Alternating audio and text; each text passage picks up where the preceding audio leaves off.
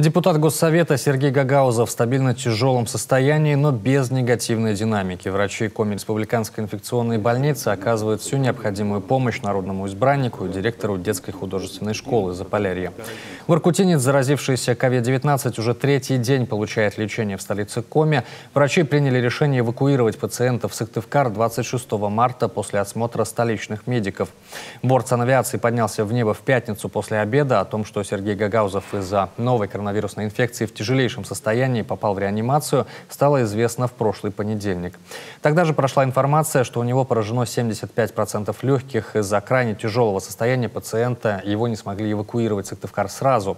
Он находился в реанимации в Воркутинской инфекционной больнице, где его ввели в медикаментозную кому. Благодаря работе воркутинских врачей его состояние стабилизировалось. Но, как отмечают медики, COVID-19 крайне непредсказуемое заболевание, поэтому сейчас никто не берется делать никаких прогнозов.